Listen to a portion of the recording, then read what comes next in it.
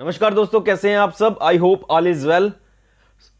स्वागत है आपका जेके एग्जाम क्रैकर में। दिस इज प्रेजेंटेड बाय मी साहिल ठाकुर। आज आपका जो लेक्चर नंबर है 8 है। इसमें आज हम पढ़ेंगे टाइप्स ऑफ कोऑपरेटिव्स। कितने प्रकार की कोऑपरेटिव जो हैं उसको हम काफ़ी डिटेल में पढ़ेंगे। वैसे तो कोऑपरेटिव बहुत प्रकार की हैं, लेकिन आपके सिलेबस में जो लिखा है वो जितनी भी कोऑपरेटिव्स है उसको हम डिस्कस करने वाले हैं। और ये काफ़ी इंपॉर्टेंट लेक्चर है क्योंकि 2-3 क्वेश्चन आपको डायरेक्ट यहीं से आ जाएंगे। काफी ध्यान से देखना और एंड तक लेक्चर देखना क्योंकि लेक्चर लंबा भी हो सकता है।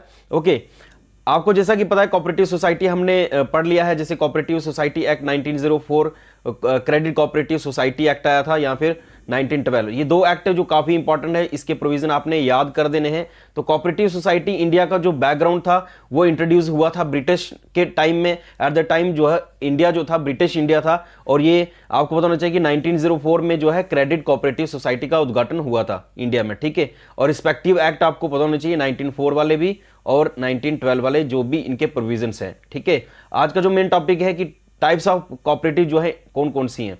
तो मेजर जो टाइप्स हैं कोऑपरेटिव की सोसाइटी की इंडिया में, वैसे तो बहुत प्रकार की कोऑपरेटिव सोसाइटी आती हैं जो आपके सिलेबस में है। जैसे कि मेजर टाइप्स जो कोऑपरेटिव्स इंडिया में आती है, जैसे agriculture cooperative, farmer cooperatives, supply cooperative, business and employment cooperative, new generation cooperative, housing cooperative, या फिर कंज्यूमर कोऑपरेटिव सोसाइटी। ये सारी जितनी भी कोऑपरेटिव सोसाइटी हैं इसमें आपने पढ़ना क्या क्या है। एक तो आपको बेसिक इनके कंसेप्ट पता होने चाहिए, जैसे मार्केटिंग कोऑपरेटिव ये क्या होती है, और प्रोड्यूसर कोऑपरेटिव सोसाइटी और इसकी एग्जांपल जो है। ठीक है, एक तो डेफिनेशन याद कर देनी है, बेसिक कंसेप्ट, साथ में इसमें जितने भी एग्जांपल्स आएंगी वो एग्जांपल आपने याद रखनी है। और इसके साथ में कि नेशनल लेवल पे कौन कौन सी बॉडी बनाई गई है। जैसे फॉर एग्जांपल लेके चलें फार्मर कोऑपरेटिव सोसाइटी, तो आपको बताना चाहिए कि फार्मर के लिए नेशनल लेवल पे गवर्नमेंट ऑफ इंडिया ने कौन कौन सी बॉडी बनाई गई है जो कि फार्मर को सपोर्ट करते हैं, या फिर फंड देता है, पैसा देते हैं, या फिर कोऑपरेटिव सोसाइटी को किस किस तरह से हेल्प करते हैं। तो वो नेशनल लेवल पे बॉडी भी पता होनी चाहिए, और basic definitions plus example and first farmer cooperative society, या फिर जितनी भी प्रकार की कोऑपरेटिव सोसाइटी है उसके बारे में पता होना चाहिए इंडिया में कौन कौन सी हैं। ठीक है, तो इससे पहले सबसे पहले हम डिस्कस करते हैं कि एडवांटेज क्या है और डिसएडवांटेज क्या है कोऑपरेटिव की सोसाइटी की। फिर ये आपके जितने भी सिलेबस में लिखा है कोऑपरेटिव, टाइप्स ऑफ कोऑपरेटिव, इसको डिटेल में डिस्कस करते हैं। ओके, ये आपको काफ़ी इंपॉर्टेंट है जो कि आपको बताना चाहिए कि एडवांटेज जो है कोऑपरेटिव सोसाइटी। जैसे हमने पढ़ा था कोऑपरेटिव सोसाइटी क्या होता है, ऑटोनोमस बॉडी होती है, और बहुत सारी डिटेल हमने ऑलरेडी फर्स्ट लेक्चर में डिस्कस कर लिया था। ठीक है, आज जो हम डिस्कस करेंगे फर्स्टली एडवांटेज डिसएडवांटेज पढ़ लेते हैं, उसके बाद हम टाइप्स ऑफ कोऑपरेटिव के बारे में पढ़ते हैं। सबसे पहले देख लेते हैं एडवांटेज क्या है। कि देखो कोऑपरेटिव सोसाइटी का एडवांटेज सबसे बड़ी बात जो है वो ये है कि इनका जो मटेरियल होगा, the product that are sold in the cooperative society are cheaper than in the market. ठीक है, इनके जो जितने प्रोडक्ट होंगे वो मार्केट से प्राइस कम होगा। ठीक है, पहली बात ये है। और जितना भी होता है मिडिलमैन, ये मिडिलमैन को रिमूव कर देते हैं। ठीक है, फॉर एग्जाम्पल अगर ये इधर कोऑपरेटिव सोसाइटी है, ये प्रोडक्ट जो देंगे और बीच में जो मिडिलमैन होगा इसको रिमूव कर देंगे। ठीक है, ओके, जैसे देखो मार्केट में जो प्रोडक्ट आता है एक फैक्ट्री से मटेरियल आता है, बीच में फिर इधर जाएगा, फिर इधर से लास्ट में कंज्यूमर को जाएगा। लेकिन बीच में बहुत सारे लोग आते हैं, वो अपना प्रॉफिट कमाते हैं, और उससे क्या हो जाता है कि किसी भी प्रोडक्ट का जो प्राइस है वो हाई लेवल पे चला जाता है। अब कोऑपरेटिव सोसाइटी क्या होती है, डायरेक्ट प्रोडक्ट उठाएगी और मिडिलमैन को रिमूव कर देगी। इससे क्या होगा कि मार्केट में जितना जो प्राइस होगा प्रोडक्ट का वो चीपर हो जाएगा। तो मेन आपने याद रखना है कि मिडिलमैन को रिमूव करने के लिए, ताकि generating more profit for the producer और कंज्यूमर के लिए। ओके, तो ये दो एडवांटेजेस ये हैं। ठीक है, member of the cooperative society can get quick loans, मतलब हो गया कि जितने भी मेंबर्स होंगे कोऑपरेटिव सोसाइटी के, जितने भी मेंबर्स होंगे उनको लोन जो है वो जल्दी मिल जाता है। ठीक है, नेक्स्ट जो है ब्लैक मार्केटिंग जो है, इसका जो सोल्यूशन है, जैसे आप देखते रहते हैं कि जो मार्केटिंग होती है मार्केट में, वो क्या होता है, ब्लैक मार्केटिंग काफ़ी ज़्यादा होती है प्रोडक्ट की। तो इसमें ऐसा कोई भी नहीं होता है। ठीक है, और ये काफ़ी एडवांटेज होती है, इसमें कोई भी ब्लैक मार्केटिंग नहीं होती है। पहला पॉइंट जो है वो चीपर रेट, दूसरा है मिडिलमैन को रिमूव करना, तीसरा ये है कि लोन जो है मेंबर को काफ़ी जल्दी मिल जाता है, और तीसरा है कि ब्लैक मार्केटिंग नहीं होती है। ओके, डिसएडवांटेज ये है, ये क्या है, डिसएडवांटेज ये है कि जितने भी इनके मेंबर्स होते हैं, ठीक है, due to the association of members low income groups the scope of raising capital is limited. तो देखो कोऑपरेटिव सोसाइटी में वो बंदा जुड़ेगा जो गरीब बंदा होगा, ठीक है, जिनकी लो इनकम रेट ग्रुप होगा वही जो है कोऑपरेटिव सोसाइटी को इनिशियली जो है ज्वाइन करता है। तो उसकी वजह से जितना भी रेजिंग कैपिटल होता है कंपनी जब स्टार्ट होती है, मतलब कोऑपरेटिव सोसाइटी जब स्टार्ट होती है, तो वो लिमिटेड ही रहता है, वो ज्यादा नहीं रहता है। ये एक डिसएडवांटेज है। दूसरी बात है कि it suffers from inefficiency of management. तो एफिशिएंट वे में मैनेजमेंट नहीं चलती है, वो काफी इंपॉर्टेंट है। और आपको पता है बड़े सारे घोटाले जो हैं वैसे कोऑपरेटिव बैंक में चलते हैं। ठीक है, अब पढ़ लेते हैं कोऑपरेटिव। ये आपका एडवांटेज और डिसएडवांटेज जो कि आपको इंटरव्यू में पूछा जा सकता है। ठीक है, तो मतलब कहने का कि डिसएडवांटेज भी याद करनी है आपने, एडवांटेज भी याद करनी है। जैसे डिसएडवांटेज फर्स्ट नंबर है तो इसमें आपने रखना है कि लो इनकम ग्रुप जो है वो ज्वाइन कर लेता है, उसकी वजह से जो कैपिटल है उसका रेजिंग अप जो कैपिटल है वो नहीं बढ़ता है। दूसरा है कि इनएफिशिएंसी रहती है काफ़ी ज़्यादा मैनेजमेंट में। अब डिस्कस कर लेते हैं जो आपके सिलेबस में ये कोऑपरेटिव सोसाइटीज़, मतलब टाइप्स ऑफ कोऑपरेटिव सोसाइटी, इसको डिटेल में डिस्कस कर लेते हैं। सबसे पहले डिस्कस कर लेते हैं हाउसिंग कोऑपरेटिव सोसाइटी है, ये क्या होता है। देखो, जितनी भी मोस्टली कोऑपरेटिव सोसाइटी हैं इसमें नाम से ही आपको पता चल जाएगा। जैसे प्रोड्यूसर कोऑपरेटिव, सप्लाई कोऑपरेटिव, तो सप्लाई का काम करेंगे। हाउसिंग कोऑपरेटिव कहीं ना कहीं हाउस का रोल रहेगा। अब हाउसिंग क्या है ये देख लेते हैं definition. For example let us take example, एक बंदा है, ठीक है, ये इसका नाम रखो चुन्नू मुन्नू। ठीक है, ये चुन्नू मुन्नू क्या अपना घर बनाना चाहता है, लेकिन इसके पास इतना पैसा नहीं है। ठीक है, इसके पास इतना पैसा नहीं है, फंड नहीं है कि वो घर बना पाए। अब ये क्या करता है, एक जाता है कोऑपरेटिव सोसाइटी ऑलरेडी एग्जिस्ट करती हैं। ठीक है, वहां पे जाता है, कोऑपरेटिव सोसाइटी में बहुत सारे मेंबर्स जो है ऑलरेडी ज्वाइन हुए हैं। वो क्या करते हैं, ये जितने भी कोऑपरेटिव सोसाइटी में मेंबर होते हैं ये क्या करते हैं, पैसा जितने भी इनके मेंबर होंगे वहां से पैसा लेंगे और फिर ये प्लॉट खरीदेंगे। ठीक है, ये कोई भी प्लॉट खरीदेंगे, उस प्लॉट में क्या करेंगे, फ्लैट जो है कंस्ट्रक्ट करेंगे। अब वो फ्लैट जो कंस्ट्रक्ट करेंगे वो उन्हीं को क्या दे देंगे, लो इंस्टॉलमेंट पे या फिर लो कास्ट पे उनको ये कोऑपरेटिव सोसाइटी वाले जो हैं, हाउसिंग कोऑपरेटिव सोसाइटी वाले इनको फ्लैट दे देते हैं। ठीक है, मेन इनका रोल ये होता है। और यही जो बंदा था जो अपना घर नहीं बनाना, मतलब बना नहीं सकता था, इसके बाद इतना पैसा नहीं था, ये कोऑपरेटिव सोसाइटी को ज्वाइन करता है, इसमें जो है अपना पैसा भी देता है। और साथ में जब ये कोऑपरेटिव सोसाइटी को ज्वाइन करेगा तो इसको क्या होगा, लो कास्ट पे फ्लैट भी मिलेगा, सब कुछ। तो इसकी डेफिनेशन पढ़ लेते हैं क्या है।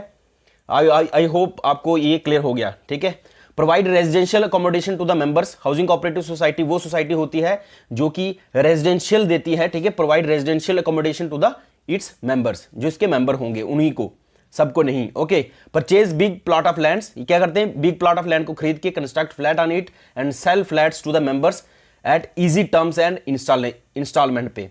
तो इजी इंस्टॉलमेंट पे दे देते हैं। अब इनका ऑब्जेक्टिव क्या है, ऑब्जेक्टिव इनका है कि to provide loans to the member to build houses at low cost. तो इनका मकसद क्या होता है कि हम अपने मेंबर्स को लोन दें और वो भी लो कास्ट पे, ताकि वो अपना घर जो है वो बना पाए। ओके, और ये प्रोवाइड करते हैं सिविक एमिनिटी लाइक पार्क्स और पार्किंग वगैरह, ये भी प्रोवाइड करते हैं हाउसिंग कोऑपरेटिव सोसाइटी की।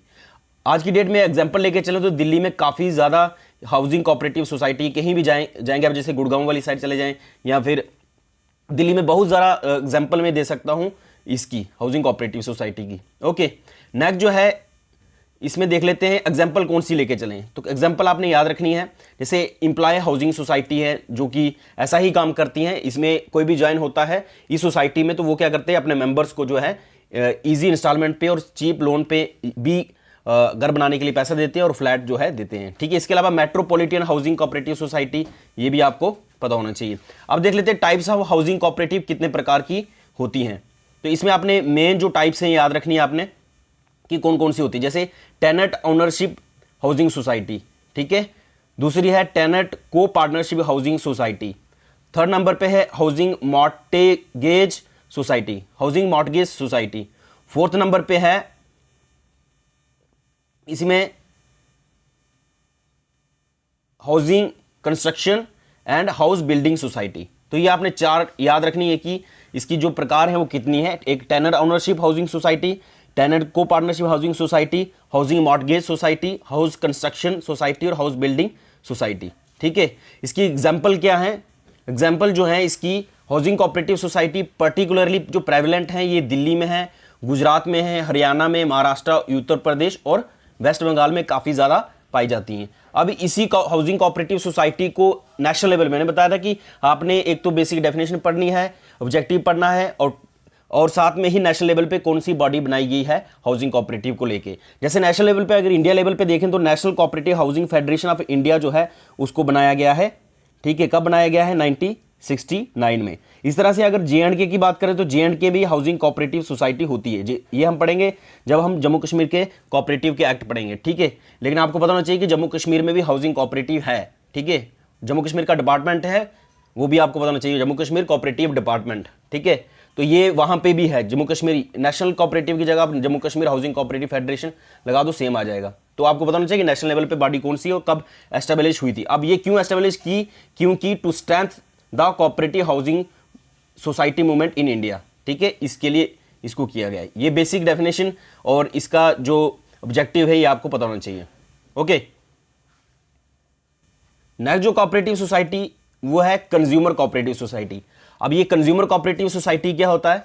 कंज्यूमर कोऑपरेटिव जैसे आपको पता है एक होता है कस्टमर, ठीक है, एक होता है कस्टमर, एक होता है कंज्यूमर, और दोनों में अंतर क्या है? अब जो कंज्यूमर है, जैसे फॉर एग्जांपल आप शॉप पे गए, आपने कोई मटेरियल लाया, for example let us take Maggi लाई आपने, ठीक है, मार्केट से मैगी लाई आपने, लेकिन वो आके आपने अपनी सिस्टर को दे दी, तो वो क्या करेंगी? खाया किसने? वो मैगी किसने खाई? आपकी सिस्टर ने, ठीक है। लेट अस टेक एग्जांपल किसी और की लेते हैं। ये चुन्नू है, ठीक है, चुन्नू गया मार्केट में, वहां से उसने मैगी उठाई, ठीक है। अब चुन्नू ये क्या करता है? मैगी लाई और इसने अपनी सिस्टर को दे दी। अब ये सिस्टर क्या है? ये कंज्यूमर है, ठीक है, कंज्यूम, जो कंज्यूम कर रही है। और ये कौन है? ये कस्टमर है। तो कस्टमर और कंज्यूमर में ये अंतर आ गया, ठीक है। जो कंज्यूम कर रहा है कंज्यूमर, और कस्टमर हो गया जो खरीद रहा है। अब क्या होगा जी? कंज्यूमर जितने भी होंगे जो किसी भी प्रोडक्ट को कंज्यूम कर रहे हैं वो इकट्ठे होंगे और वो कोऑपरेटिव सोसाइटी बनाएंगे, उसको क्या बोलेंगे? Consumer cooperative society. अब ये क्यों, ऐसा क्यों है? ये इसलिए कि मिडिल मैन को रिमूव करने के लिए उन्होंने ये सिस्टम स्टार्ट किया। Consumer cooperative society join together to eliminate middle man. Middle man को चुनु मुनु को भेजने की जरूरत नहीं पड़ेगी, ये खुद ही जाके मार्केट से उठा के ले आएंगे, ठीक है। तो मेन बात ये आई कि कंज्यूमर जो है वो ज्वाइन होंगे इस कोऑपरेटिव सोसाइटी में ताकि एलिमिनेट कर सकें किसको? मिडिल मैन को। Okay, purchase goods directly from the manufacture and sell them to the member at reasonable price. ये काफी इंपॉर्टेंट लाइन है जो आपको याद करनी है कि ये करते क्या है? परचेज करते हैं जहां से मैन्युफैक्चर प्रोडक्ट हो रहा है और डायरेक्ट जो है जो लोग कंज्यूम कर रहे हैं वहां पे पहुंचाते हैं, ठीक है। लेकिन जो इनके मेंबर होंगे उसी को, ये नहीं है कि हर बंदे को देंगे, ठीक है। मतलब फॉर एग्जांपल एक फैक्ट्री है, ठीक है, यहां से कोई प्रोडक्ट बन रहा है, ये कंज्यूमर कोऑपरेटिव सोसाइटी वाले जो इनके मेंबर होंगे इनमें से 2-3 बंदे इनको भेजेंगे और वो जाएंगे फैक्ट्री से क्या माल उठाएंगे, मटेरियल उठाएंगे और कोऑपरेटिव के सभी मेंबर्स को देंगे। इनको भी प्रॉफिट हो जाएगा और मिडिल मैन का जो सिस्टम है उसको खत्म कर देंगे। ओके, इसमें क्या होता है? जितना भी प्रॉफिट होगा कोऑपरेटिव सोसाइटी में, जितना भी प्रॉफिट होगा वो ये आपस जितने भी मेंबर होंगे इनके, उसमें ये डिविडेंड की फॉर्म में या फिर बोनस की फॉर्म में क्या कर देते हैं? डिस्ट्रीब्यूट कर देते हैं। तो ये बोनस पॉइंट जो है, बोनस, तो आपको कभी क्वेश्चन आ सकता है कि बोनस जो है किस कोऑपरेटिव सोसाइटी में दिया जाता है, ठीक है। तो वो कंज्यूमर कोऑपरेटिव सोसाइटी में बोनस दिए जाते हैं। ओके, नेक्स्ट इनका ऑब्जेक्टिव क्या था? ऑब्जेक्टिव इनका ये था कि study supply of essential goods, जितनी भी इंपॉर्टेंट गुड्स होंगी उनको प्रोवाइड करना इनका मेन मकसद रहा। और जितनी भी सप्लाई गुड्स होंगी वो रीजनेबल प्राइस पे हम शेयर करेंगे, ठीक है। रीजनेबल प्राइस हो गया कि चीप रेट, ठीक है, सस्ते दामों में अपने मेंबर्स को देंगे। ये इनका मेन मोटिव था कंज्यूमर कोऑपरेटिव सोसाइटी का। अब इसका अगर एग्जांपल लेके चलेंगे कि कंज्यूमर कोऑपरेटिव की एग्जांपल कौन सी है? एग्जांपल जो है एक सुपर बाजार और अपना बाजार, आपने नाम सुना ही होगा। तो इनका ये भी क्या करते हैं? ये क्या करते हैं? जो मैन्युफैक्चर होगा वहां से डायरेक्ट मटेरियल लाके क्या करते हैं? रख लेते हैं अपने पास, ठीक है। ये काफी मतलब बहुत बढ़िया एग्जांपल है कंज्यूमर कोऑपरेटिव सोसाइटी की। इसके अलावा अगर एग्जांपल ये लेके चलेंगी, कंज्यूमर कोऑपरेटिव सोसाइटी जो इंडिया में है इसके 4 टायर सिस्टम इन ऑपरेशन में चलते हैं। कहने का तात्पर्य यह है कि ये 4 टायर सिस्टम होता है। 4 टायर सिस्टम कैसे हो गया? देखो, एक तो नेशनल लेवल पे, फिर आ गया स्टेट लेवल पे, फिर डिस्ट्रिक्ट लेवल पे, फिर आ गया विलेज लेवल पे। तो कितना हो गया? 4 टायर स्ट्रक्चर होता है कंज्यूमर लेवल का, क्योंकि ये मोस्ट इसेंशियल जो गुड्स होते हैं उसी को ये क्या करते हैं? सेल करते हैं, ठीक है। तो इसमें हो गया primary society at base level, central wholesale society होती है, cooperative federation at state level पे और national cooperative consumer federation at national level पे। तो नेशनल लेवल पे कौन सी होगी? National cooperative consumer federation. ये आपको पता होना चाहिए, ये एमसीक्यू में भी आ सकता है फुल फॉर्म। तो नेशनल लेवल पे बॉडी कौन सी हुई? ये आ गई national cooperative consumer federation. Next type जो पढ़ेंगे हम वो पढ़ेंगे producer cooperative society. Producer cooperative society से ही आपको पता चल रहा है इसमें क्या कौन आएंगे, प्रोड्यूसर्स आएंगे जो प्रोडक्ट को प्रोड्यूस कर रहे हैं, ठीक है। तो इसमें क्या होगा कि small producer join together who find difficult to purchase inputs, machineries और लेटेस्ट टेक्नोलॉजी, जिनको ये परेशानी आ रही थी कि वो परचेज नहीं कर सकते क्योंकि छोटे छोटे प्रोड्यूसर होंगे, वो बड़ी बड़ी मशीनरी जो होंगी, जैसे for example let us take an example of farmer. अगर एक फार्मर होगा जिसका छोटी सी ज़मीन है, ठीक है, मतलब समझ लो कि उसके पास 2 एकड़ की ज़मीन है। 2 एकड़ की ज़मीन में वो कैसे ट्रैक्टर खरीदेगा, ट्राली खरीदेगा, फिर सीड खरीदेगा, फर्टिलाइज़र वगैरह, तो इतना उसको मटेरियल मिलेगा नहीं। अब 7 लाख का वो ट्रैक्टर खरीदेगा और फसल उसकी 10,000 तो नहीं, मतलब हो गया कि 5,000 की उसकी फसल नहीं बिकेगी 2 एकड़ में। तो वो खुद सोच सकते हैं कि क्योंकि उसमें टेक्नोलॉजी मशीनरी के लिए एक छोटा किसान कुछ नहीं कर सकता, उसके लिए बहुत सारे किसान को जुड़ना पड़ेगा और पैसा पूल करेंगे। एक ट्रैक्टर 10 किसान है, वो एक ट्रैक्टर लाएंगे, सब पैसा उसमें देंगे, फिर वो आपस में ही डिस्ट्रीब्यूट कर देंगे कि हमारा इतना हुआ, आपका इतना हुआ। उससे क्या होगा, एक किसान को जो है काफ़ी ज़्यादा प्रॉफिट हो सकता है क्योंकि उससे लेटेस्ट टेक्नोलॉजी भी यूज़ कर सकते हैं, मशीनरी भी। इनपुट हो गया, जैसे इनपुट में कैसे आ गया, इनपुट में जैसे फर्टिलाइज़र चाहिए आपको खेत में के लिए, और सीड चाहिए, और मैन पावर चाहिए, तो काफ़ी सारे, अगर ये सब जुड़ जाएंगे तो जुड़ने से क्या हो जाएगा, इनको ये ईजिली चीज़ें मिल जाती हैं, ठीक है। तो वही लिखा है प्रोड्यूसर कोऑपरेटिव सोसाइटी में क्या होगा, इसमें जो कोऑपरेटिव सोसाइटी होगी, ये बहुत सारे प्रोड्यूसर मिलके ये बनाते हैं, ठीक है। छोटे छोटे फार्मर जो होंगे वो मिलके क्या बनाएंगे, प्रोड्यूसर कोऑपरेटिव सोसाइटी बनाएंगे। अब ये करेंगे क्या, ये रॉ मटेरियल प्रोवाइड करेंगे, इनपुट्स देंगे, मशीनरीज जो देंगे, sell the goods produced by the producers, और ये क्या करेंगे, जितना भी यही प्रोड्यूसर जो हैं प्रोड्यूस करेंगे उसको बेचेंगे भी, ठीक है। तो ये काम है प्रोड्यूसर कोऑपरेटिव सोसाइटी का। अब इसका ऑब्जेक्टिव देखते हैं, इनका ऑब्जेक्टिव भी मेन क्या होता है वो देख लेते हैं। फर्स्ट जो ऑब्जेक्टिव है, supply of raw material, inputs, machinery at reasonable price. तो मैंने बताया कि अगर 10 फार्मर होंगे, अगर वो इकट्ठे हो जाएंगे तो किसी भी चीज़ का जो प्राइस होगा वो क्या होगा, ईजिली चीप हो जाएगा, और रॉ मटेरियल, इनपुट, मशीनरी वगैरह प्रोवाइड कर सकते हैं। Provide latest machinery and latest technology, और help producer to concentrate on production only. और ये इनका मेन मुद्दा रहता है क्योंकि अगर 10 बंदे जुड़े हैं तो 10 में से अगर 2 ये चले जाएंगे मशीनरी लेने के लिए, ट्रैक्टर लेने के लिए, एक बंदे को लगा दिया ट्रैक्टर लगाने के लिए खेत में, बाकी वाले बिजी रहेंगे। तो इनका मेन मकसद होता है कि प्रोडक्शन को कैसे इंक्रीज करें, तो वही इसमें लिखा गया है, ठीक है। तो ये काफ़ी इंपॉर्टेंट है जो आपको पता होना चाहिए। नेक्स्ट जो है, इसमें अगर एग्जांपल लेके चलें अमूल की और आनंद की, ये भी क्या है, प्रोड्यूसर कोऑपरेटिव है। ये भी कैसे काम करते हैं, अब हर बंदा जो है, जैसे मैंने बताया कि आनंद एंड अमूल जो है ये किसकी एग्जांपल है, प्रोड्यूसर कोऑपरेटिव्स। अब ये for example let us take example की 40 बंदों ने अगर ये स्टार्ट किया था अमूल की, ठीक है। ये छोटे किसान थे, छोटे फार्मर थे, प्रोड्यूसर थे जो कि दूध बेचने लगे थे, ठीक है। अब ये इन्होंने क्या किया कि एक बंदा चला जाएगा भैंस चराने के लिए, एक उसका जो इनपुट चाहिए उनके लिए, फिर न्यू टेक्नोलॉजी भी चाहिए क्योंकि वो मार्केटिंग भी उनको चाहिए। तो काफ़ी सारा कॉपरेट करेंगे तभी जाके ये एक बड़ा मॉडल ला सकते हैं, तो तभी जाके प्रोड्यूसर कोऑपरेटिव सोसाइटी जो है ये चला सकते हैं, ठीक है। इसी प्रोड्यूसर कोऑपरेटिव सोसाइटी को इंडस्ट्रियल कोऑपरेटिव भी बोलते हैं, ठीक है। These types of societies look out for the small scale producer in a cutthroat market scenario. Production and distributions are handled within the cooperatives. Best example लेके चलें, जैसे dairy farm है, फिश फार्मर्स हैं, या फिर वेवर्स हैं, artisans हैं, या फिर ट्राइबल कोऑपरेटिव्स, ये सारी किस में आती हैं, प्रोड्यूसर कोऑपरेटिव्स में आती हैं। डेयरी कोऑपरेटिव की एग्जांपल लेके चलें तो डेयरी में आनंद मॉडल जो है, आनंद पैटर्न का जो मॉडल है, ये काफ़ी इंपॉर्टेंट है, और ये आपको सब इसके पॉइंट पता होना चाहिए कि मुलानी ने जो 12 की पॉइंट दिए थे किसको लेके, आनंद पैटर्न को लेके, तो ये 12 के 12 आपको एक बार आपने रीड आउट कर लेने हैं, ठीक है। जैसे एग्जांपल लेके चलें, इन्होंने मुलानी कौन थे, जिन्होंने 12 की पॉइंट दिए थे कि आनंद का पैटर्न जो है आज की डेट में, जैसे दूध आप सबका लेते, मतलब जैसे अमूल का दूध पीते आप, या फिर आनंद का, या फिर किसी का भी आप दूध लेते हैं मार्केट से, तो कहीं ना कहीं डेयरी का जो रोल है, डेयरी कोऑपरेटिव सोसाइटी है, ठीक है, उसमें किसका मॉडल चलता है आज की डेट में, वो है मुलानी का, क्योंकि कोऑपरेटिव सोसाइटी तो ऐसे चलेंगी नहीं ना। तो इन्होंने बोला था कि सिंगल कमोडिटी अप्रोच होनी चाहिए, ठीक है, member ownership and control of cooperative होनी चाहिए, democratical controller decentralise decision making होनी चाहिए। फिर उन्होंने बोला कि 3 टायर स्ट्रक्चर होना चाहिए, एक विलेज लेवल पे डेयरी कोऑपरेटिव होनी चाहिए, डिस्ट्रिक्ट लेवल पे डेयरी कोऑपरेटिव होनी चाहिए, यूनियन लेवल पे डेयरी फेडरेशन होना चाहिए। फिर उन्होंने बोला कि यूज़ ऑफ प्रोफेशनल मैनेजर और टेक्नोलॉजी का यूज़ होना चाहिए, क्योंकि अगर कोई प्रोफेशनल नहीं रहेगा, किसी भी कोऑपरेटिव सोसाइटी में। तो आज की डेट में जैसे आपको पता है कि डिजिटल इंडिया की बात करते हैं हम, तो जब तक आप डिजिटल में, आपको डिजिटल के बारे में पता ही नहीं है, तो आने वाले टाइम में बहुत मुश्किल हो जाएगी जिनको लैपटॉप या फिर डिजिटल के बारे में नॉलेज नहीं होगा। तो कहीं ना कहीं टेक्नोलॉजी का यूज़, क्योंकि मोस्टली जितना भी डाटा फीड करना पड़ता है वो कंप्यूटर में करना पड़ता है, तो वैसे ही प्रोफेशनल हमें लाने पड़ेंगे, तभी जाके किसी भी कोऑपरेटिव को हम अच्छे एफिशिएंट वे में चला सकते हैं। Accountability of the professional to the members, coordination of the milk procurement, processing and marketing, क्योंकि आपको होता है कि आजकल मार्केटिंग में जैसे food processing industry in India है, तो एक तो दूध को प्रोक्योर करना है, लाना भी है, कहाँ से मिल रहा है, फिर उसको प्रोसेस भी करना है,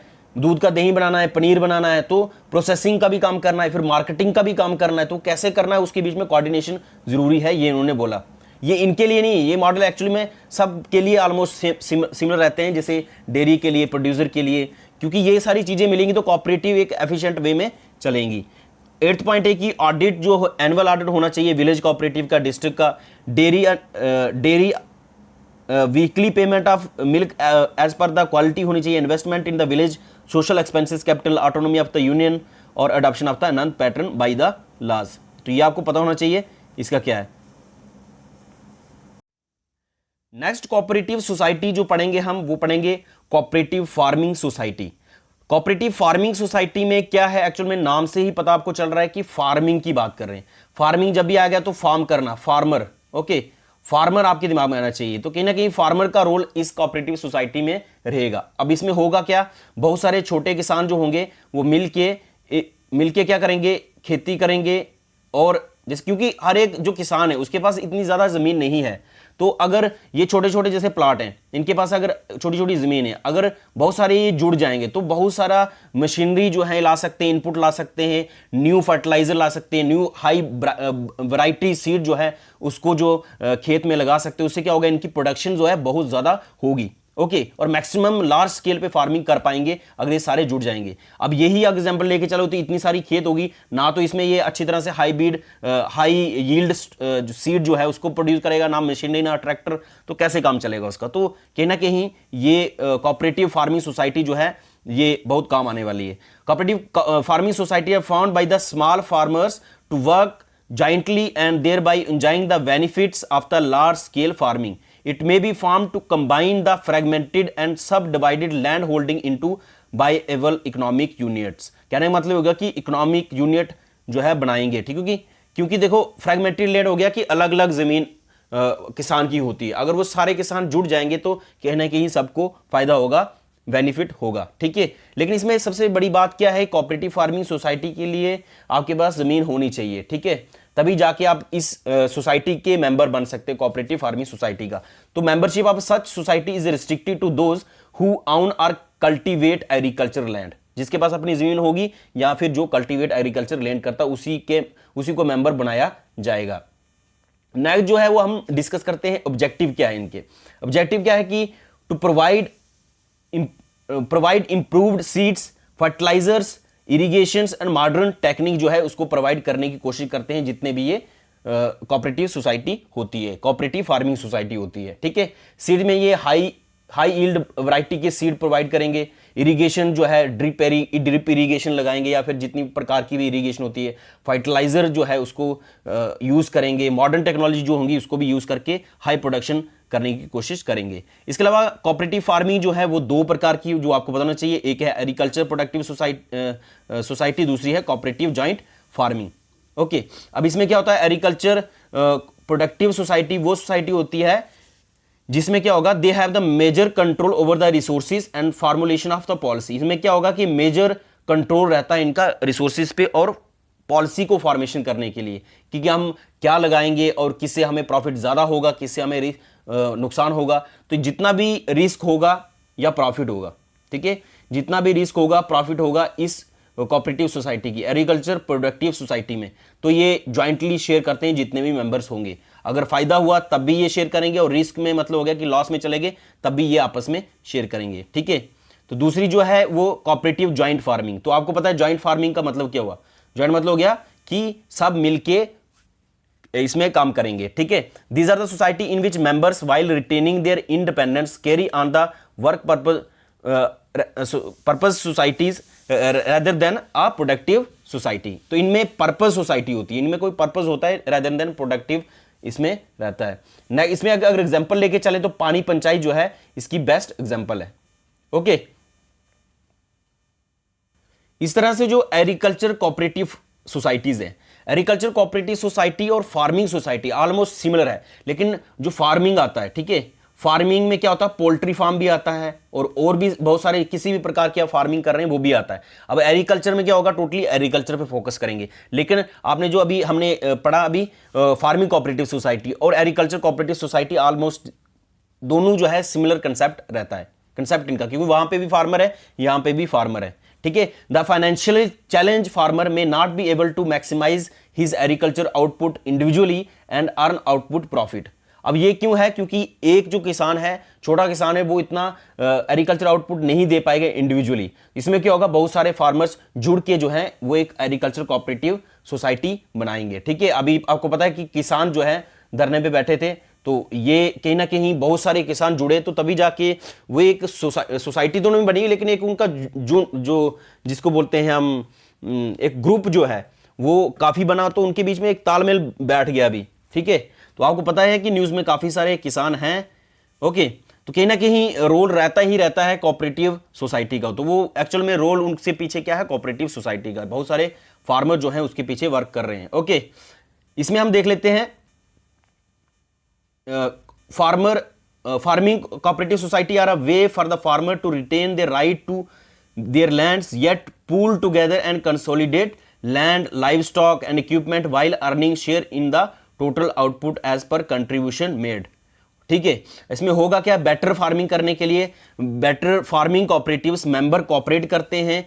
प्री सोइंग हो गया कि बीज कोई भी डालने से पहले वो उसमें हेल्प करेंगे, सीड्स में करेंगे, फर्टिलाइजर में करेंगे, कोई न्यू टेक्नोलॉजी इक्विपमेंट करेंगे उसमें के लिए, और जब भी सेल करने के लिए प्रोडक्ट जाएंगे तो इकट्ठे होके जाएंगे, ठीक है। लेकिन लैंड जो है वो कल्टीवेट सेपरेटली करेंगे, ठीक है, लेकिन बाकी काम जो है ये साथ में ही करते हैं। तो इट इज मतलब सेम है जैसे हमें उसमें पढ़ा, ठीक है, किसमें, कोऑपरेटिव फार्मिंग सोसाइटी में। नेक्स्ट जो सोसाइटी हम पढ़ेंगे वो पढ़ेंगे कोऑपरेटिव क्रेडिट सोसाइटी। तो नाम से पता चल रहा है आपको कि वो सोसाइटी जो क्रेडिट देंगे, लोन देंगे। क्रेडिट जब भी बढ़ाएगा तो आपने दिमाग में रखना है लोन की बात चल रही है, तो वो सोसाइटी जो लोन देंगे, ठीक है, तो उसको बोलेंगे कोऑपरेटिव क्रेडिट सोसाइटी। जो इनके मेंबर होंगे उसी को ये प्रोवाइड करेंगे, ठीक है। These cooperative society are set up with the objective of helping people by providing credit facility. तो ये वो सोसाइटी है ताकि आप जितने भी मेंबर्स होंगे इनके, उनको क्या दे पाए, ये क्रेडिट दे पाए, ठीक है। They provide loans at a minimal rate of interest and flexible repayment tenure of its member and protect them against the high rate of interest that are charge by the private money lender. और क्यों देते हैं, ताकि ये private money lender से, आपको पता है कि मनी लेंडर जो है कहीं ना कहीं लूट लेते हैं इनको, किसको, कोऑपरेटिव जितने भी मेंबर्स होते हैं, तो उनसे बचने के लिए उन्होंने क्या किया, कोऑपरेटिव क्रेडिट सोसाइटी का उद्घाटन किया था। लेकिन ये चलती हैं आज की डेट में भी, ठीक है। क्योंकि ये चल क्यों रही है, क्योंकि ये मिनिमम इंटरेस्ट ऑफ रेट, तो हर बंदा चाहता है कि हमें इंटरेस्ट रेट कम लगे। अब बैंक में जाएंगे तो आपको इंटरेस्ट रेट ज्यादा लगेगा, और लेकिन ये जो इंटरेस्ट रेट है ये थोड़ा कम दे देंगे, तो कहीं ना कहीं मेंबर को भी फायदा होता है और इनको भी, कोऑपरेटिव्स को भी फायदा होता है, ठीक है। और मोस्टली ये जितना भी पैसा होता है कैसे पूल करेंगे या कहाँ रखेंगे, मोस्टली जितनी भी कोऑपरेटिव सोसाइटी हैं इनके कोऑपरेटिव बैंक्स भी होते हैं, ठीक है, जो कि आपके सिलेबस में भी वो हम डिस्कस करेंगे जब टॉपिक आएगा, ठीक है, क्रेडिट स्ट्रक्चर सोसाइटी तब पढ़ेंगे, ठीक है। कोऑपरेटिव बैंक जो है कहीं ना कहीं उनका रोल भी रहता है क्रेडिट प्रोवाइड करना कोऑपरेटिव सोसाइटीज को, ठीक है। The money procured is then given on the loans to the members as a personal loan भी दिया जाता है, एग्रीकल्चर लोन्स भी, हाउसिंग और व्हीकल लोन्स भी। The society are regularly aided by the state and national government subsidy and funding provide करते हैं। कौन देता है, नेशनल और स्टेट गवर्नमेंट भी इनको सब्सिडी और फंडिंग प्रोवाइड करती है, ठीक है। आल्दो इनके मेंबर भी कंट्रीब्यूट करते हैं, लेकिन गवर्नमेंट भी कहीं ना कहीं फंडिंग की फॉर्म में या फिर सब्सिडी की फॉर्म में इनको लोन प्रोवाइड करते हैं, ठीक है। एग्जांपल लेके चलें, जैसे टीचर कोऑपरेटिव क्रेडिट सोसाइटी है, state electric board employ cooperative credit society है, ठीक है। ये जो एग्जाम्पल है इसकी है, ठीक है। नेक्स्ट जो है मार्केटिंग कोऑपरेटिव सोसाइटी। अब जैसे आपको पता है कि मार्केटिंग से पता चल गया आपको, मार्केटिंग मतलब क्या, मार्केट करनी है। अब आपका प्रोडक्ट जैसे फॉर एग्जांपल एक किसान है, उसने कुछ अपने खेत में लगाया है, लेकिन अब उसको मार्केट में लेना है, तो कहीं ना कहीं अगर ये बीच में इनका मेन मकसद था कि मिडिल मैन को रिमूव करना है, लेकिन एक किसान ने अपना प्रोडक्ट तो मतलब खेत में उगा लिया, अब ये बेचेंगे कैसे? तो बेचने वाले जो काम करेंगे वो करेंगे मार्केटिंग कोऑपरेटिव सोसाइटी। तो इनके लिए भी कोऑपरेटिव सोसाइटी अलग से है जो कि मार्केटिंग का काम करेंगे, ठीक है। प्रोड्यूसर कोऑपरेटिव सोसाइटी अलग से जो प्रोड्यूसर का काम करेंगे, उसमें फार्मर जो होंगे वो फार्मर का काम करेंगे। बहुत सारे फार्मर इकट्ठे होकर उनका मेन मकसद क्या होगा? प्रोडक्शन को इंक्रीज करना, उनका काम उतना ही होता है। फिर अलग से कोऑपरेटिव सोसाइटी होती है, वो क्या करती है? प्रोड्यूसर का काम करते हैं। एक आ गया एग्रीकल्चर का काम करेंगे, एक सप्लाई का काम करेंगे कि सप्लाई कैसे करेंगे, इनपुट कैसे करें, फर्टिलाइजर कैसे करें, ताकि फार्मर जो है वो ज्यादा से ज्यादा इंक्रीज करेंगे। लेकिन अब फार्मर बेच तो नहीं सकता ना, अब छोटा सा किसान है वो कैसे बेचेगा? उसके लिए अलग से मार्केटिंग कोऑपरेटिव सोसाइटी होंगी जो मार्केटिंग का काम करेंगी, उस प्रोडक्ट को बेचने का काम करेंगी। वो आ गया marketing cooperative society. To help the small farmer in selling their product the society are establish, ताकि वो छोटे जो किसान हैं या फिर जितने भी प्रोड्यूसर होंगे उनको हेल्प कर पाए। तो ये मार्केटिंग कोऑपरेटिव सोसाइटी का काम है, ठीक है। The producer who wish to obtain reasonable prices for their output are the member of the society, ठीक है। वो प्रोड्यूसर जो इसका मेंबर बनना चाहता है वो बन सकता है, और रीजनेबल प्राइस पे क्या होगा? आउटपुट देंगे ये, ठीक है। For securing a favourable market for the product, अब इसमें होगा कि इनका मकसद क्या है मार्केटिंग कोऑपरेटिव सोसाइटी का? इनका मेन मकसद है एलिमिनेट द मिडल मैन। हमने स्टार्टिंग में ही पढ़ा था कोऑपरेटिव सोसाइटी की फर्स्ट लेक्चर में कि मेन मकसद ही कोऑपरेटिव सोसाइटी का होता है कि मिडल मैन को रिमूव करना। तो इधर भी वही करते हैं कि मार्केटिंग हम खुद ही करेंगे, मिडल मैन को हम लाना नहीं चाहते हैं, ठीक है। So that we can improve the competitive position of its member, it collects the output of the individual members. जैसे अब इसमें क्या है कि मार्केटिंग कोऑपरेटिव सोसाइटी वाले काम क्या करेंगे? जैसे प्रोड्यूसर कोऑपरेटिव सोसाइटी है, उनका काम क्या है? खाली भाई जैसे इनको काम दे दिया, या फार्मर ही रखो, फार्मर का काम क्या है? खेती में क्या करना है? ज्यादा से ज्यादा प्रोडक्शन करनी है। प्रोडक्शन तो करेंगे, लेकिन वो बेचने थोड़ी चले जाएंगे किसान को फिर से नई 6 महीने की फसल उनने जैसे अपने खेत में लगाई, ठीक है, उग गई, उसके बाद वो नेक्स्ट फसल की तैयारी करेंगे। तब तक ये अगर ये मार्केट में बेचने चले जाएंगे, नेक्स्ट फसल कहां से उगेगी? तो वो काम किसी और का है, तो वो काम जो करने के लिए अलग से कोऑपरेटिव सोसाइटी है, समझ गए ना। जैसे ये अगर फार्मर है, ये खेत से उगाएगा कुछ भी, let us take example mango, sugar cane, ठीक है, राइस या फिर कुछ भी ये उगाएगा। लेकिन नेक्स्ट जो है इनका मेन मकसद रहता है फार्मर का कि हम यार नेक्स्ट वाली खेती कैसे करेंगे, मानसून आया या फिर बारिश आई तो वो कहीं ना कहीं उस पर अब यही जाके वो मार्केट में बेचने लग जाएंगे, तो भाई इनका फार्मर थोड़ी रहे ये, तो आगे ये बेचने के लिए अलग से कोऑपरेटिव सोसाइटी है, ठीक है। प्रोड्यूसर कोऑपरेटिव अलग से, फार्मर अलग, इनका काम है सिर्फ प्रोडक्शन करना, इनका काम है बेचने का। तो बेचने वाला काम जो है ये काम कर दे, लेकिन बेचेंगे नहीं ऐसे। अब बेचेंगे कैसे? बेचने के लिए आपकी गाड़ी भी चाहिए, आपको पैकिंग करने के लिए वेयर हाउस भी चाहिए, क्योंकि वेयर हाउस अगर होगा नहीं वेयर हाउस में, तो मटेरियल स्टोर कहां करना है? तो वो काम किनका होता है? मार्केटिंग कोऑपरेटिव सोसाइटी का, ठीक है। इसमें क्या करेंगे? ट्रांसपोर्टेशन करेंगे, ये पैकेजिंग मटेरियल का करेंगे, क्योंकि पैक नहीं होगा मटेरियल सड़ जाएगा। वेयर हाउस होना चाहिए, वेयर हाउस नहीं होगा तो जैसे फॉर एग्जांपल अगर हम कोल्ड स्टोरेज प्लांट की बात चले, मिल्क जो है, दूध या फिर दही या कर्ड वगैरह जितना भी है, अगर आपके पास कोल्ड स्टोरेज प्लांट नहीं है तो आप उसको स्टोर कैसे कर पाओगे? तो स्टोर करने के लिए भी आपके पास वेयर हाउस होने चाहिए। जम्मू में जैसे वेयर हाउस है, आपको पता है कहां पे? ये विक्रम चौक में। तो वेयर हाउस का काम क्या है? वहां पे बहुत सारा मटेरियल आता है, उसको पैक करके रखा जाता है एक ही जगह, ताकि वहां से जो है पूरी मार्केटिंग में दिया जाए। तो वेयर हाउस में ये चीजें चाहिए, कोल्ड स्टोरेज प्लांट चाहिए, पैकेजिंग के लिए मटेरियल चाहिए, ट्रांसपोर्टेशन के लिए आपकी गाड़ी चाहिए। तो ये काम किसका होगा? मार्केटिंग कोऑपरेटिव सोसाइटी का, ठीक है। Are these functions are performed by the transportation, packaging, warehouse और performed by the cooperative society to sell the product at best possible price पे, ताकि सस्ते दामों में बेच सकें। ये काम होता है मार्केटिंग कोऑपरेटिव सोसाइटी का। अगर इन सिंपल टर्म्स बोलेंगे जो आपने याद रखने लेना है, these society are found with the objective of the providing small producer a platform to sell their product at affordable price and also eliminate middleman for the chain, thus ensuring the adequate profits. Okay, इसकी जो mostly example देखेंगे हम, good example वो है milk cooperative society जो गुजरात में है, और कॉटन मार्केटिंग कोऑपरेटिव जो कि एग्जांपल हम मान सकते हैं इसकी। ओके, नेक्स्ट कोऑपरेटिव सोसाइटी जो पढ़ेंगे हम, वो पढ़ेंगे न्यू जनरेशन कोऑपरेटिव सोसाइटी। और न्यू जनरेशन जो कोऑपरेटिव सोसाइटी होंगी वो कौन सी होगी? देखो आज की डेट में जैसे फूड प्रोसेसिंग इंडस्ट्री इंडिया में है, ओके, फूड प्रोसेसिंग इंडस्ट्री जो है उनका काम क्या है? फूड प्रोसेसिंग इंडस्ट्री का जो काम है जितना भी मटेरियल रॉ मटेरियल होगा उसको क्या करेंगे, प्रोसेसिंग करेंगे। अब मेरे कहने का मतलब क्या है, आपके पास एक है टोमेटो, ठीक है, जिसको टमाटर बोलते हैं, ठीक है। अब ये टमाटर जो है, अगर आप पिज्जा खा रहे हो, ठीक है, ये आ गया पिज्जा। अब ये पिज्जा आप अगर टमाटो आपको डायरेक्ट दिया जाएगा तो पिज्जा के साथ खाओगे आप? नहीं खाएंगे, ठीक है।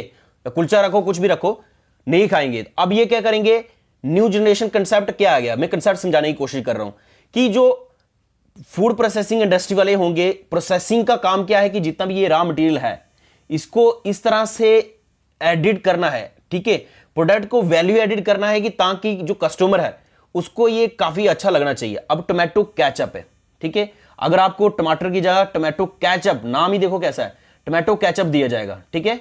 अब ये केचप नाम सुनते ही आप क्या लगाओगे, पिज्जा और खाओगे। लेकिन टोमेटो केचप जो है एक्चुअल में है क्या है तो टोमेटो ही ना। उन्होंने क्या किया, थोड़ा सा वैल्यू एडिट किया उसमें, थोड़ा सा जिसको बोलते हैं हम,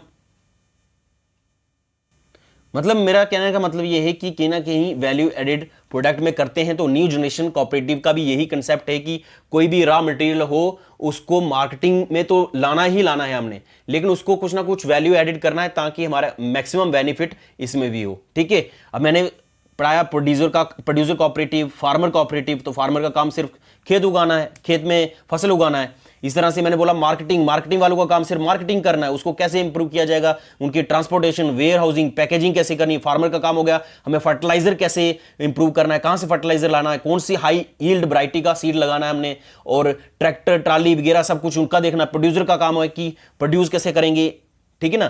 तो इस तरह से न्यू जनरेशन कोऑपरेटिव हो गया कि अब ये काम जितना भी मटेरियल है फार्मर ने दे दिया मार्केटिंग में रॉ मटेरियल। अब ये रॉ मटेरियल आएगा तो आगे जो काम है, क्योंकि आगे जितना भी है काम है आगे कंज्यूमर को जाना है मटेरियल, लेकिन कंज्यूमर डायरेक्टली कंज्यूम नहीं कर रहा है। तो न्यू जनरेशन कंसेप्ट आया, फूड प्रोसेसिंग करके वैल्यू ऐड करके मार्केटिंग में प्रोडक्ट लाना। ये काम किसका, न्यू जनरेशन कोऑपरेटिव का। आई होप आपको ये अंडरस्टूड हो गया कि क्या कंसेप्ट है।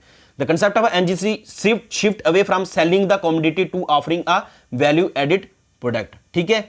अब इसमें क्या है, जैसे agriculture producers looking to create value. अब क्या होगा, एग्रीकल्चर होंगे कौन, एग्रीकल्चर प्रोड्यूसर ही होंगे, लेकिन वो वैल्यू क्रिएट करते हैं। जैसे turning the grapes into wines, जैसे ग्रेप्स होगा, ग्रेप्स तो प्राइस भी कम होगा, बिकेगा भी कम। लेकिन अगर वाइन्स की बात करें तो कोरोना के टाइम में भी देखो वाइन्स कितनी बिक रही थी। तो शराब जो है ये कहीं ना कहीं ज्यादा बिकेगी। तो क्या किया उन्होंने कि वैल्यू एडिट कर दी, वही है तो ग्रेप्स ही, लेकिन ग्रेप्स को इतना मतलब जितने महीने के लिए भी रखते हैं वाइन को प्रोड्यूस करने के लिए, उतने मंथ तक उनको रखा गया, उसके बाद किया। तो कहीं ना कहीं वैल्यू ऐड की, उसमें फ्लेवर जो है उसमें ऐड करके तो वाइन अच्छी सी बना दी। इस तरह से मिल्क जो है इसको कन्वर्ट कर देना, चीज को, कॉर्न को एथेनॉल में कन्वर्ट कर देना। तो ये सारी किसकी एग्जांपल है, ये है न्यू जनरेशन कोऑपरेटिव्स की। ओके, मतलब कहीं ना कहीं प्रोडक्ट को जो रॉ मटेरियल है उसको इस तरह से प्रोड्यूस करना कि वैल्यू एडिड का, ये काम सिर्फ इनका ही होता है, न्यू जनरेशन कोऑपरेटिव्स का, ठीक है। इनकी जो मेंबरशिप होती है वो लिमिटेड होती है। जो आपने याद रखना है कि मेंबरशिप जो होती है एनजीसी की ये लिमिटेड होती है, रिस्ट्रिक्टेड होती है, ठीक है। बाकी इसकी एडवांटेज है, डिसएडवांटेज है जो कि इंपॉर्टेंट नहीं है, लेकिन आप देख लेना, स्क्रीनशॉट ले लें इसका और ये आप देख सकते हैं, ठीक है। कुछ इंपॉर्टेंट जो है popular and most important cooperatives India में जिनके आपको नाम पता होने चाहिए। जैसे अमूल है, तो अमूल एक कोऑपरेटिव सोसाइटी है जिनमें रजिस्टर किया है 1946 में, आपको पता ही है, तो ये नाम आपको पता होना चाहिए। फिर है Kerala cooperative milk marketing federation है, फिर कर्नाटका मिल्क फेडरेशन है, Indian farmer fertiliser cooperative limited है, इंडियन कॉफी हाउस है, horticulture producer cooperative marketing and processing society है। तो आपको पता है कि वर्ल्ड लेवल पे जो मिल्क की प्रोडक्शन होती है इंडिया की सबसे ज्यादा होती है, तो लार्जेस्ट प्रोड्यूसर जो मिल्क का है वो इंडिया है। तो कहीं ना कहीं इन स्टेट का योगदान काफी है, इन कोऑपरेटिव सोसाइटी का योगदान काफी ज्यादा है। अब ये अमूल का मॉडल है, इसका स्क्रीनशॉट ले लें और इसको एक बार नजर लगा दें। अगर क्वेश्चन आ जाएगा तो अच्छी बात है, नहीं आया तब भी अच्छी बात है, लेकिन आपको पता होना चाहिए कि अमूल की फुल फॉर्म क्या है वो भी पता होनी चाहिए। It is a Indian dairy cooperative society. इसका हेडक्वार्टर कहां है, गुजरात में। कब एस्टेब्लिश हुई, 1946 में। इसका फुल नाम क्या है, GCMMF, जो Gujarat cooperative milk marketing federation. और ये करंटली जो है इसके जो चेयरमैन जो थे, इनिशियली जो डायरेक्टर थे या फिर चेयरमैन बोल सकते हैं हम, ठीक है, ये थे वर्गीज कुरियन जो है, इनको माना जाता है वर्गीज कुरियन जो है father of white revolution in India माना जाता है इनको, ठीक है। ये चेयरमैन भी रहे हैं इसके 30 ईयर्स तक, ठीक है। इंडिया जो है वर्ल्ड लेवल पे लार्जेस्ट प्रोड्यूसर ऑफ मिल्क है, ये भी आपको पता होना चाहिए। वो क्यों हुआ है? क्योंकि कहीं ना कहीं कोऑपरेटिव सोसाइटी का बहुत ज्यादा योगदान है। और व्हाइट रेवोल्यूशन किसके रिलेटेड है ये भी आपको पता चाहिए। White revolution is related to white milk, okay. Milk के रिलेटेड होता है व्हाइट रेवोल्यूशन।